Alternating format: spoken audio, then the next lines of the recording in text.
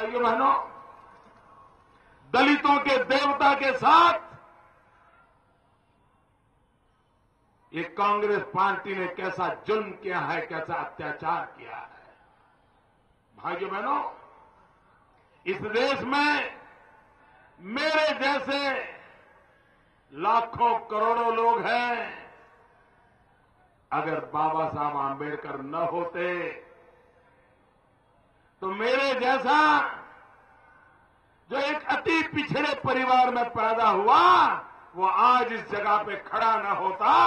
ये बाबा साहब आंबेडकर की कृपा है कि मैं आज आपके सामने खड़ा हूं।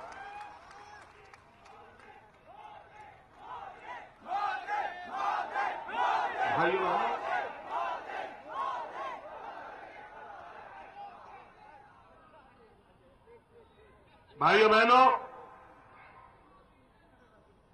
पंडित नेहरू को बाबा साहब आंबेडकर के प्रति कितना जहर भरा था, आप कल्पना नहीं कर सकते। बाबा साहब आंबेडकर ने भगवान बुद्ध के ऊपर एक किताब लिखी थी और बार बार भारत सरकार को रिक्वेस्ट की गई कि भारत सरकार बाबा साहब आंबेडकर द्वारा लिखी हुई भगवान बुद्ध की जो किताब है 100 किताब खरीदे, 100 किताब। मुझे दुख के साथ कहना पड़ रहा है, पंडित नेहरू ने बाबा साहब आंबेडकर की भगवान बुद्ध पर लिखी गई किताब सरकार खरीदने से मना कर दिया। इतना जहर, इतना द्वेष। भाइयों बहनों, ऐसे लोगों को दलितों की, पीड़ितों की, दुखियारों की बात करने का अधिकार नहीं है। भाइयों बहनों, हमारा देश का नौजवान एक संकट से गुजर रहा है, रोजगार अवसर नहीं मिल रहे हैं। दिल्ली में बैठी हुई सरकार को देश के नौजवानों की परवाह नहीं है। पिछले चुनाव में घोषणा पत्र में वादा किया था, दिल्ली की सरकार 10 करोड़ नौजवानों को रोजगार देगी। मैं आपसे पूछना चाहता हूं भाइयों, क्या आपको दिल्ली सरकार ने रोजगार दिया है? पूरी ताकत से बताओ यार, आपको रोजगार दिया है? आपके परिवार में किसी को रोजगार दिया है? आपके गांव में किसी को रोजगार दिया है? मुझे बताइए, ये दिल्ली सरकार ने आपसे धोखा किया कि नहीं किया? मेरे भाइयों बहनों, ये धोखा करने वाली कांग्रेस और ये इनको जनता के कल्याण में रत्ती भर भी भरोसा नहीं है। इनको गरीबों का भला करने में जरा भी इंटरेस्ट नहीं है। इनको तो सिर्फ सबका कल्याण करना है, सबका। स यानी सपा, ब यानी बसपा, का यानी कांग्रेस। इनको जनता का भला नहीं करना है। और भाइयों बहनों, ये कैसी लाते, कैसे लोग हैं। अभी 2 दिन पहले मुझे किसी ने बताया कि नेताजी हेलीकॉप्टर लेकर के आए थे तो सांड ने उनको उतरने नहीं दिया।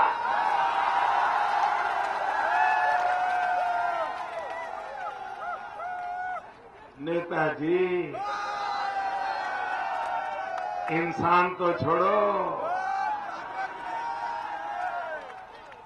यहां का सांड भी आपसे नाराज है।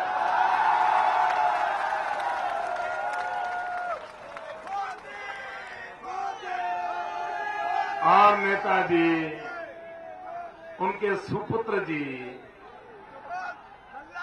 मुझे बहुत चिंता सता रही है। इतनी बड़ी आपकी सरकार, इतने बड़े ताकतवर आप नेता एक साठ नहीं संभाल पाते, तो मेरे गुजरात के बब्बर शेर को कैसे संभाले।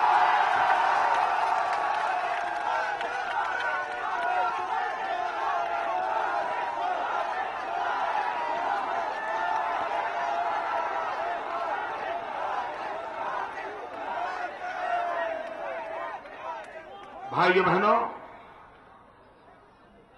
हम नेपाल की सीमा पर हैं और आज देश के सीमावर्ती राज्यों में वहां की जवानी बर्बाद हो जाए, ऐसे हमारे पड़ोसी देशों से षड्यंत्र चलते रहते हैं। पाकिस्तान हो, बांग्लादेश हो,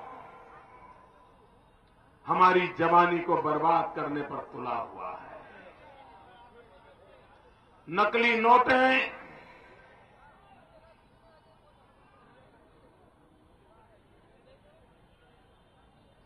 नशीली चीजें बेरोक टोक सीमावर्ती इलाकों में घुसाड़ी जाती है और हमारे नौजवानों को बर्बाद करने का पाप हो रहा है। इस देश की भलाई इसमें है कि हम हमारे नौजवानों को रोजगार के अवसर दें, उनको विकास करने का मौका दें। अगर मेरे देश की जवानी भटक गई, मेरा देश का नौजवान गलत रास्ते पर चल गया, तो फिर इस देश को कोई नहीं बचा पाएगा। और इसलिए मेरे भाइयों बहनों, इस देश के नौजवानों की चिंता करना ये हमारी प्राथमिकता है। आप मुझे बताइए मेरे भाइयों बहनों, ये हमारा इलाका, मैं जरा कुछ आंकड़े देख रहा था, यहां पर सबका राज चलता है। इस सबका था 75% घर हैं,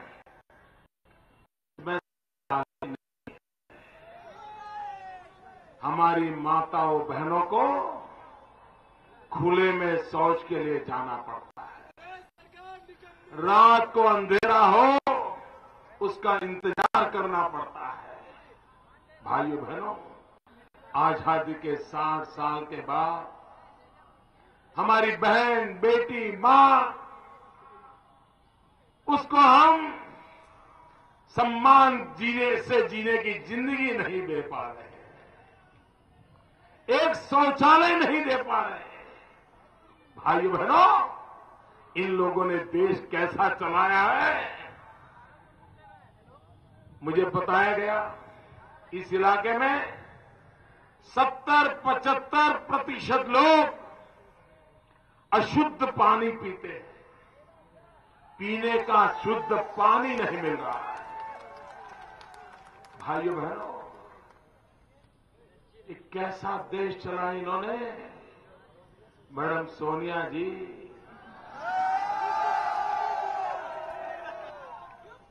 आप तो एक मां है, मां। ये बच्चे अशुद्ध पानी पी रहे हैं और आप बिस्लेरी का बोतल पानी पी के जी रही हो। भाइयों बहनों, ये कितने बड़ी पीड़ा की बात है। ये हिंदुस्तान देखिए भाइयों, यहां भरपूर मात्रा में कोयला है। हिंदुस्तान में 20,000 मेगावाट बिजली के बनाने वाले कारखाने ताला लगा पड़ा हुआ है। क्यों?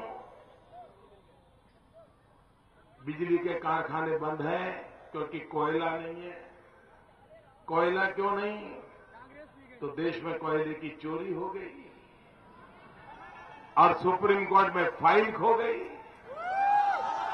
आप मुझे बताइए मेरे भाइयों बहनों, आप अपने घर में कभी भी कोयला ताले में बंद रखते हो क्या? मुझे बताइए, ताले में बंद रखते हो क्या? कोयला तो घर के बाहर पड़ा रहता है ना। कोई गरीब भी गरीब कोयले की चोरी करता है क्या? कोई बड़ा से बड़ा चोर भी कोयले की चोरी करता है क्या? कोई भिखारी भी कोयले की चोरी करता है क्या? भाइयों बहनों, ये दिल्ली में बैठे ऐसे लोग हैं, कोयले की चोरी कर गए, कोयले की चोरी कर गए। और इसके कारण 20,000 मेगावाट बिजली के कारखाने बंद पड़े हैं। और आपके इस इलाके में 75% घर ऐसे हैं जिसको बिजली का कनेक्शन नहीं है। 21वीं सदी में भी मेरा देश अंधेरे में जी रहा है। भाइयों, क्या ऐसे लोगों को बार बार चुनना है क्या? भाइयों बहनों, मेरा किसान मारा जा रहा है। यहां पर नदियों में आए दिन बाढ़ आती रहती है। शारदा, घाघरा, सुहेली, भाइयों बहनों, यहां की खेती तबाह हो रही है, गांव के गांव तबाह हो रहे हैं, किसान बर्बाद हो रहे हैं। अटल बिहारी वाजपेयी ने सपना देखा था नदियों को जोड़ने का। अगर नदियों को जोड़ने का काम हम कर लेते तो जहां बाढ़ आती है वो नदियां, उसका अधिक जो पानी होता है, अतिरिक्त पानी होता है, बाढ़ वाला पानी होता है, वो जो सूखी नदियां है उसमें चला जाता। मेरा किसान बर्बाद नहीं होता। भाइयों बहनों, एक जमाना था इस इलाके को धान का कटोरा कहा जाता था। लेकिन भाइयों बहनों, लाल बहादुर शास्त्री ने कहा था, जय जवान जय किसान। मेरा गन्ने की खेती करने वाले मेरे भाई बताओ, क्या कहीं जय किसान नजर आता है क्या? कहीं किसान के जय की संभावना दिखती है क्या? इन्होंने कभी किसान का जय किया है क्या? अरे गन्ने को किसान को पैसे तक नहीं दे पाते, वो जय जवान जय किसान का नारा कैसे बोल सकते? इनका तो नारा है, मर जवान मर किसान। युद्ध में जितने जवान मरे हैं उससे ज्यादा किसानों ने आत्महत्या की है। भाइयों बहनों, आज दलितों के देवता बाबा साहब आंबेडकर के जन्म जयंती पर जब मैं बोल रहा हूं तब शहजादे जी, मैं आपका जरा हिसाब मांगना चाहता हूं। मैडम सोनिया जी, मैं जरा आपका हिसाब मांगना चाहता हूं और देश की जनता को हिसाब दो। भाइयों बहनों, बाबा साहब आंबेडकर जैसे महापुरुष हमारे यहां हुए। शिक्षित बनो, संगठित बनो, संघर्ष करो, ये मंत्र जिस महापुरुष ने हमें दिया, उस देश में दलितों के साथ क्या बीत रही है मैं जरा बताना चाहता हूं। और इसमें सपा का जुल्म कम नहीं है, बसपा का जुल्म कम नहीं है, कांग्रेस का जुल्म कम नहीं है। भाइयों बहनों, इन्हीं लोगों ने तबाही लाई है। आपको जानकर के हैरानी होगी, हर सप्ताह मेरे दलित भाई बहन, मेरे दलित पीड़ित शोषित आदिवासी भाई बहन, मेरे दर्द को समझिए, मेरी आवाज को सुनिए। इनके राज में हर सप्ताह 13 दलितों की इस देश में हत्या होती है। हर सप्ताह 6 दलितों का अपहरण होता है। हर सप्ताह एक बलात्कार होता है।